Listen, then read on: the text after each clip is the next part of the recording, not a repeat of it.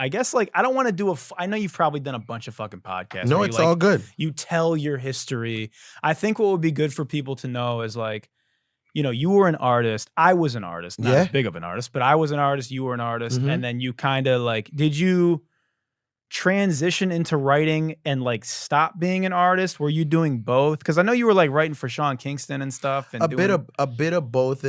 A bit of everything that you just said. So the first song that we ever sold as writers was a song that Akon named The Rain, which I wrote when I was in the 7th grade going to the 8th during a hurricane. Because there was a hurricane called Marilyn that hit the Virgin Islands, and we was out of electricity for like 6 months, and it was a crazy time.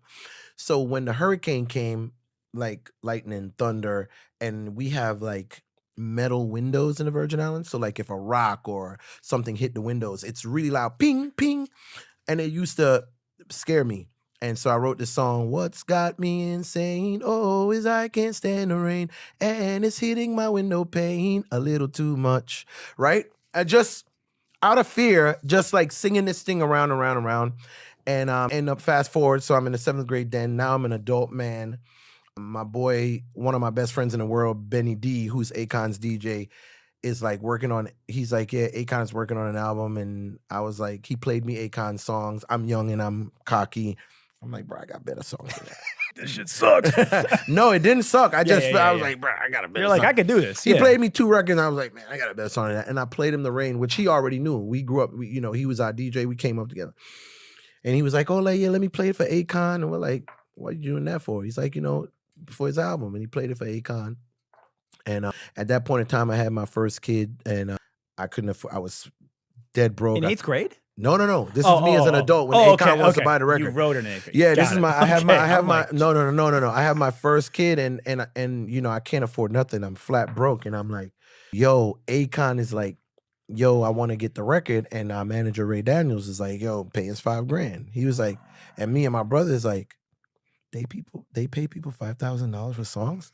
I used to carry around a backpack with just papers and papers of songs and lyrics, and I'm like, yo, bro, I got a bunch of songs. If I was making $5,000 a song, I can, So that opened us up to the world of songwriting. And were you getting like $5,000 buyout? Ghostwriting? No. Like you're publishing. No. Shit? Akon, we wrote the whole song. Akon wanted a piece of the publishing, and he was like, yo, let me get 15% overall from everybody. My manager was like, that's cool. Yeah, $5,000. But you're going to pay. Yeah. And by the way, all of us were new, so we didn't know better, because when we said the $5,000, he was like, sure. Went and wrote us a check, and my manager was like, we could have got more. Yeah. Why did I do that? But that was our first thing, and we didn't know. We were brand new, and it wasn't a hit, but it was on what is one of the best albums to me in the world, which is Akon Convicted. That second album from unbelievable. So I'm so happy we was a part of that.